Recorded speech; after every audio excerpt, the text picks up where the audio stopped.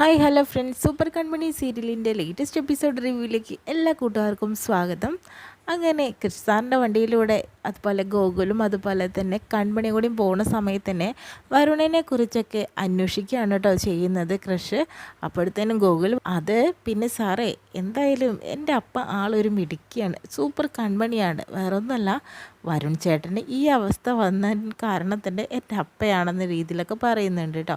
എന്താടാ നീ പറഞ്ഞത് പറയാ? ആ, അപ്പയാണ് വരുൺ ചേട്ടനെ അടിച്ചൊതുക്കിയത്. എവിടെ വെച്ച് എന്ന് പറയുമ്പോൾ ക്രിസ്സാറിൻ്റെ വീട്ടിൽ അന്ന് രാത്രി അപ്പയെ കാണാൻ വേണ്ടി വന്നതാണ് വരുൺ ചേട്ടൻ. പക്ഷേ എന്ത് ചെയ്യാനാണ്, വരുൺ ചേട്ടനാണെന്ന് വിചാരിച്ചിട്ടല്ല അപ്പ അടിച്ചത്. നല്ലപോലെ അടി കിട്ടിയതിന് ശേഷമാണ്, മുഖംമൂടി എടുത്തതിന് ശേഷമാണ് വരുൺ ചേട്ടനാണെന്ന് അറിഞ്ഞത് എന്നൊക്കെ പറയുന്നുണ്ട്. അപ്പോൾ കൃഷി ചിരിക്കുന്നുണ്ട്. ഓ, അന്ന് കത്തിയും അതുപോലെ വടിയൊക്കെ കൊണ്ട് നടന്നത് ഇതിനു വേണ്ടിയായിരുന്നോ കൺമണി എന്നൊക്കെ പറഞ്ഞ് ചിരിക്കുകയാണോ ചെയ്യുന്നത്. എൻ്റെ അപ്പ ആൾ സൂപ്പറാണെന്ന രീതിയിലൊക്കെ എന്തായാലും ഗൂഗിൾ പറയാം. വരുൺ ചേട്ടൻ 2 അടിയുടെ കമ്മി ഉണ്ടായിരുന്നു, അത് അപ്പയായിട്ടാണ് നികത്തി കൊടുത്തു എന്ന് പറയാണ്. എന്തായാലും അതിനൊരു കൺഗ്രാജുലേഷൻ എന്ന് പറഞ്ഞിട്ട് കൈ കൊടുക്കാട്ടോ ചെയ്യുന്നത് കൺമണിക്ക്. അപ്പോഴത്തേനും സാർ എന്തൊക്കെയാണ് പറയുന്നതെന്ന് ചോദിക്കുന്നുണ്ട്. അല്ല, ഇങ്ങനെയെങ്കിൽ ധൈര്യമുള്ള പെൺകുട്ടികളുണ്ടല്ലോ, അത് തന്നെ ഭാഗ്യം. ആ വരുണിനിട്ട് ഞാനൊന്ന് വെച്ചതാണ്, പക്ഷേ അത് കൺമണിയായിട്ട് തന്നെ കൊടുത്തല്ലോ, അതിലൊരുപാട് സന്തോഷമുണ്ടെന്ന രീതിയിലൊക്കെ കൃഷ് പറയുന്നുണ്ട് കേട്ടോ. അതിനുശേഷം തന്നെ ധനലക്ഷ്മിയും ചെറിനെയും സ്റ്റാഫിനെയൊക്കെ കാണിക്കുന്നുണ്ട്. കാരണം കൺമണിക്ക് വരുണിൻ്റെ വീട്ടുകാർ കൊടുത്തിട്ടുണ്ടായിരുന്നത് 101 പവനും അതുപോലെ BR ഡിസൈൻസ് എന്ന് ബലരാമൻ കൊടുത്തിട്ടുണ്ടായിരുന്ന 10 ലക്ഷം രൂപയും എന്തായാലും ബാങ്കിൽ നിക്ഷേപിച്ച് അതിൻ്റെ പലിശകളൊക്കെ വാങ്ങാനുള്ള പരിപാടിയിലാണ് ഇവിടെ ധനലക്ഷ്മി. ആ ഒരു ചർച്ച നടക്കുന്ന സമയത്താണ് അച്ഛൻ അവിടേക്ക് വരുന്നത്. ഇവർ ആ പൈസ മറിക്കാനുള്ള പരിപാടിയാണെന്ന് പറഞ്ഞിട്ട് കയറി ചെല്ലുന്നു.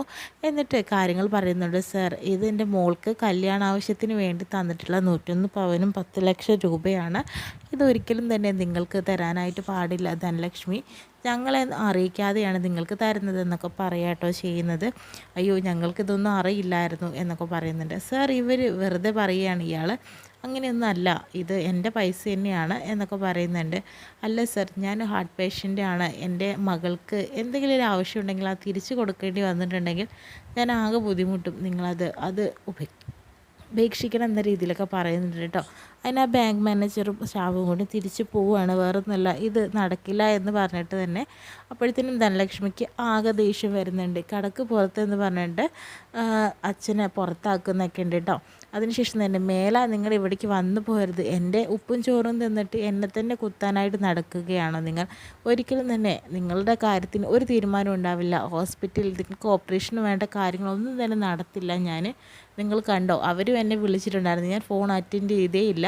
നിങ്ങളുടെ ഓപ്പറേഷൻ അങ്ങനെ നടക്കണ്ട, നിങ്ങൾ എത്രയും കിട്ടും തന്നെ മരിച്ചു കിട്ടിയാൽ മതി, നിങ്ങളുടെ ആത്മാവിന് വേണ്ടിയിട്ടൊന്നും ഇവിടെ ആരും ഒന്നും ചെയ്യാനായിട്ട് പോവില്ല, അങ്ങനെ അലഞ്ഞു തിരിഞ്ഞ് നടക്കുകയുള്ളൂ എന്ന രീതിയിലൊക്കെ സംസാരിക്കുന്നുണ്ട് കേട്ടോ. അതിനുശേഷം തന്നെ വിഷമിച്ചിരിക്കുകയാണ് അച്ഛൻ. അപ്പോഴത്തേനും കൺമണിയും അതുപോലെ ഗോകുലും കൃഷ്ണും കൂടി അങ്ങോട്ട് വരുന്നുണ്ട്, ഡ്രോപ്പ് ചെയ്യുന്നുണ്ട് കേട്ടോ അവരെ. അതിനുശേഷം തന്നെ പറയുന്നുണ്ട്, സാർ വരുന്നില്ലേ എന്ന രീതിയിൽ ഗോകുൽ ചോദിക്കുന്നു. ഇല്ല മോനെ, ഞാൻ പോട്ടെ, കാരണം കുറച്ച് തിരക്കുണ്ട്, എന്തായാലും ഞാൻ വന്നിട്ടുണ്ടെന്ന് അച്ഛനോട് പറഞ്ഞാൽ മതി കൺമണി എന്ന് പറയുന്നുണ്ട് കേട്ടോ. ആ സമയം തന്നെയാണ് അച്ഛൻ അവിടെ വിഷമിച്ചിരിക്കുന്നത്. കൺമണിയും അതുപോലെ ഗോകുലും കാണുന്നുണ്ട്. അയ്യോ, അച്ഛൻ വിഷമിച്ചിരിക്കുകയാണോ, കരയുന്നുണ്ടല്ലോ എന്നൊക്കെ പറഞ്ഞ് അടുത്തേക്ക് ചെന്ന് ആശ്വസിപ്പിക്കുന്നു. ഇതെല്ലാം കണ്ടുകൊണ്ട് നിൽക്കാട്ടോ കൃഷി, എന്തോ ഒരു പ്രശ്നം അവിടെ നടന്നിട്ടുണ്ടെന്നുള്ളത് കൃഷിനും മനസ്സിലാവുക കേട്ടോ ചെയ്യുന്നത്. അങ്ങനെ അവരെ ചേർത്ത് പിടിച്ച് കരയുന്നുണ്ട്. വീണ്ടും കൃഷിൻ്റെ വീട്ടിൽ തന്നെയാണ് കാണിക്കുന്നത്. മനസ്സ അമ്മയും കൂട്ടിക്കൊണ്ട് വന്നിരിക്കുക കേട്ടോ ചെയ്യുന്നത്. കല്യാണം ഉറപ്പിക്കാൻ എന്തെങ്കിലും പെട്ടെന്ന് തീരുമാനം എടുത്തില്ലെങ്കിൽ കൃഷി തനിക്ക് നഷ്ടപ്പെട്ടു പോകുന്നുള്ളത് ഉറപ്പാണ്. മനസ്സ് അത് കരുതിയിട്ട് തന്നെയാണ് കൃഷിൻ്റെ വീട്ടിലേക്ക് അമ്മയെയും കൂട്ടിക്കൊണ്ട് വന്നത്. എന്നിട്ട് പറയുന്നുണ്ട്, കൃപമോൾക്ക് ഇപ്പോൾ നല്ല ആശ്വാസമുണ്ട്, അവൾക്ക് ഞാൻ പറയുന്ന കാര്യങ്ങളെല്ലാം തന്നെ മനസ്സിലാവുന്നുണ്ട് എന്ന രീതിയിലൊക്കെ സംസാരിക്കുന്നുണ്ട്. പിന്നെ സാഗർ സാറും അതുപോലെ സുജാതയും ഒരു കാര്യം അറിയണം. ഞാൻ എന്തിനാണ് വന്നതെന്ന് വെച്ചിട്ടുണ്ടെങ്കിൽ, നമ്മുടെ എൻഗേജ്മെൻറ്റ് കഴിഞ്ഞിട്ട് മനസ്സിലും കൃഷിൻ്റെ എൻഗേജ്മെൻറ്റ് കഴിഞ്ഞിട്ട് കുറച്ച് നാളായി, എത്രയും പെട്ടെന്ന് അവരുടെ വിവാഹം നടത്തണം എന്ന രീതിയിലൊക്കെ പറയുന്നുണ്ട്. അതാണ് വേണ്ടത്, എനിക്ക് എത്രയും പെട്ടെന്ന് അവളുടെ അച്ഛൻ്റെ അടുത്തേക്ക് തിരിച്ചു പോകണം എന്ന രീതിയിലൊക്കെ പറയുന്നുണ്ട്. അവളുടെ കല്യാണം കഴിഞ്ഞിട്ട് വേണം എനിക്ക് തിരിച്ചു പോകാൻ എന്ന രീതിയിലും മനസ്സയുടെ അമ്മ പറയുന്നുണ്ട് കേട്ടോ. അപ്പോഴത്തേനാണ് ക്രഷ് അങ്ങോട്ട് അങ്ങോട്ട് വരുന്നത് കേട്ടോ. കൃഷി വരുമ്പോൾ വന്നല്ലോ, ആൾ വന്നല്ലോ എന്ന് പറഞ്ഞിട്ട് അടുത്തേക്ക് പോകുന്നു കേട്ടോ. കൃഷി നമ്മൾ ആഗ്രഹിച്ച ആ ദിവസം വന്നെത്തി, അമ്മ അതിന് വേണ്ടിയിട്ടാണ് വന്നതെന്നൊക്കെ പറയുന്നു. പെട്ടെന്ന് തന്നെ നടത്താൻ നമ്മൾ തീരുമാനിക്കുക എന്ന രീതിയിലൊക്കെ പറയുന്നുണ്ട്. അപ്പോൾ കൃഷി പറയുന്നുണ്ട്, എനിക്ക് കൃപയുടെ കാര്യം ഓർക്കുമ്പോൾ വിഷമമുണ്ട്. കൃപ ഇങ്ങനെ കിടക്കുമ്പോൾ എങ്ങനെയാണെന്ന് ചോദിക്കുമ്പോൾ സാഗർ പറയുന്നുണ്ട്, അത് സാരമില്ല മോനെ, അതൊന്നും കുഴപ്പമില്ല. അവൾക്ക് നിങ്ങളുടെ കല്യാണം കാണാൻ ഏറ്റവും കൂടുതൽ ആഗ്രഹിച്ചിട്ടുണ്ടായിരുന്നത് കൃപമോൾ തന്നെയാണ്. അതുകൊണ്ട് തന്നെ അവളത് കാണുമ്പോൾ ഒരുപാട് ആഗ്രഹിക്കും, സന്തോഷിക്കും, അവളുടെ അസുഖം പെട്ടെന്ന് മാറും എന്ന രീതിയിലൊക്കെ പറയാട്ടോ ചെയ്യുന്നത്. അപ്പോഴത്തേനും എന്തായാലും വീട്ടുകാർക്കൊക്കെ സമ്മതിക്കുകയാണ്. പിന്നീട് നമ്മുടെ കൺമണിയുടെ വീട്ടിലാണ് കാണിക്കുന്നത്.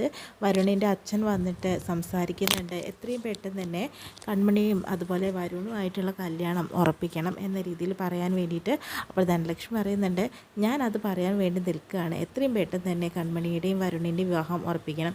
ഈ സമയത്ത് വരുണിന് കാവലായിട്ട് ഒരാൾ വേണം. മാത്രമല്ല ഇവിടെയാണെങ്കിലോ കൺമണിക്ക് ഒരുപാട് വിഷമമുണ്ട്. കാരണം വരുണിൻ്റെ ഈ അവസ്ഥ കാണുമ്പോൾ അവൾക്ക് നല്ല സങ്കടമുണ്ട്, എനിക്കത് മനസ്സിലാവും.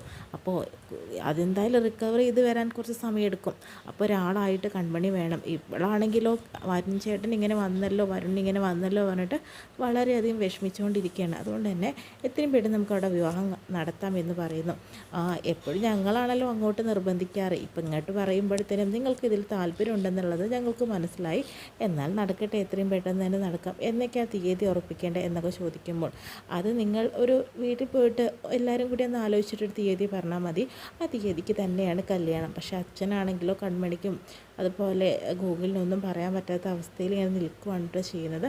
അതിനുശേഷം ധനലക്ഷ്മിയോട് ചോദിക്കുന്നുണ്ട്, ഒന്നും ചോദിക്കുന്നതുകൊണ്ട് ഒന്നും തോന്നരുത്, ആ 101 പവൻ ഇവിടെ തന്നെ ഉണ്ടല്ലോ അല്ലേ എന്ന് പറയുന്നുണ്ട്.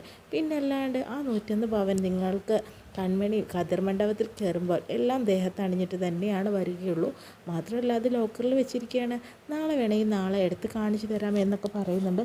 അല്ല വേണ്ട, അത് ഞാൻ ചോദിച്ചു എന്നേ ഉള്ളൂ, എന്നാൽ ശരി ഞാൻ പോയിട്ട് വരാം എന്ന് പറയുന്നുണ്ട് കേട്ടോ.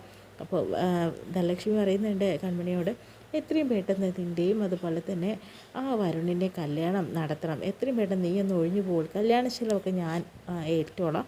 മാത്രമല്ല 101 പവനിട്ട് നിന്നെ ഞാൻ ഇവിടെ നിന്ന് ഒരുക്കി വിടും. പക്ഷേ ഒരാഴ്ചയ്ക്കുള്ളിൽ അത് തിരിച്ച് എൻ്റെ കയ്യിൽ തന്നെ കൊണ്ടുവന്ന് തരണം എന്നൊക്കെ പറയുന്നുണ്ട് കേട്ടോ. അപ്പോൾ അച്ഛൻ ചോദിക്കുന്നുണ്ട്, മോളെ നമ്മുടെ മനോജിനോടൊന്നും ചോദിക്കാതെ. എന്തിനാ മനോജിനോട് ചോദിക്കേണ്ട ആവശ്യം എന്താ? കാരണം എന്ന് വെച്ചിട്ടുണ്ടെങ്കിൽ VR ഡിസൈൻസിലേക്ക് മനോജേട്ടൻ ഇവളെ കൊണ്ടുപോകാൻ നടന്നപ്പോൾ നടന്നില്ലല്ലോ. ഇപ്പോൾ മനോജേട്ടൻ്റെ ജോലിയില്ല, ഒന്നുമില്ല, അവിടുത്തെ വീട്ടുവേലക്കാരൻ്റെ പോലെ ആയിട്ടുണ്ട് എൻ്റെ മനോജേട്ടൻ. ഇവളെ എത്രയും പെട്ടെന്ന് കല്യാണം കഴിച്ചു വിട്ടാൽ തന്നെ വരുണ് നോക്കിക്കോളും ബാക്കിയുള്ള കാര്യങ്ങൾ എന്ന രീതിയിലൊക്കെ സംസാരിക്കുന്നുണ്ട്. എത്രയും പെട്ടെന്ന് തന്നെ കല്യാണത്തിന് വേണ്ടി ഒരുങ്ങിക്കോ എന്നൊക്കെ കൺമണിയോട് പറഞ്ഞു കൊടുക്കുക കേട്ടോ ചെയ്യുന്നത്. അതിനുശേഷം തന്നെ വീണ്ടും കാണിക്കുന്നുണ്ട് കൺമണിയും അതുപോലെ നമ്മുടെ ഗോകുലും കൂടി സംസാരിക്കുക കേട്ടോ ചെയ്യുന്നത്. ഗോകുൽ പറയുന്നുണ്ട്, അപ്പേ ഈ കല്യാണത്തിന് താല്പര്യമില്ല എന്ന് പറയപ്പേ എന്നൊക്കെ പറഞ്ഞു കൊടുക്കുന്നുണ്ട്.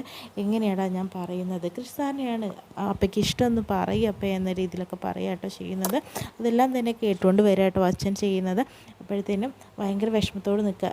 അപ്പോൾ പറഞ്ഞില്ലേ ഞാൻ പോയി അവരോട് സംസാരിക്കാം അപ്പോഴേക്ക് എന്തായാലും ക്രിസ്സാർ എന്നെ ചേരുള്ളൂ എന്നൊക്കെ പറഞ്ഞു കൊടുക്കുന്ന വരുൺ ചേട്ടനായിട്ടുള്ള കല്യാണം ഒന്നും നടക്കണ്ട, വേണ്ട നമുക്ക് എന്നൊക്കെ പറയുക കേട്ടോ ചെയ്യുന്നത്.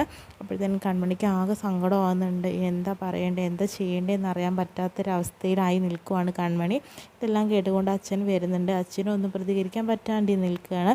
അതിനുശേഷം അമ്മയോട് ചെന്ന് ഫോട്ടോ നോക്കി സംസാരിക്കുന്നുണ്ട്. അച്ഛനോട് എന്താ ഞാൻ പറയുക, വരുണുമായിട്ട് ഒരിക്കലും തന്നെ എനിക്കിനി ഒത്തുപോകാൻ സാധിക്കില്ല അമ്മേ, എന്താണ് ഇനി ഞാൻ ചെയ്യേണ്ടത് എന്ന രീതിയിലൊക്കെ കൺമണി കരഞ്ഞുകൊണ്ട് അവിടെ നിന്ന് പറയുന്നതെല്ലാം തന്നെ അച്ഛൻ കേൾക്കുന്നുണ്ട്. വരുണുമായിട്ടുള്ള ഒരു ജീവിതം എനിക്കിനി ഉണ്ടാവില്ല എന്ന രീതിയിലും നമ്മുടെ കൺമണി വിഷമത്തോടു കൂടി അവിടെ സംസാരിച്ച് നിൽക്കുന്നതായിട്ടാണ് കേട്ടോ ഇന്നത്തെ എപ്പിസോഡ് വിശേഷങ്ങളിൽ കാണിക്കുന്നത്.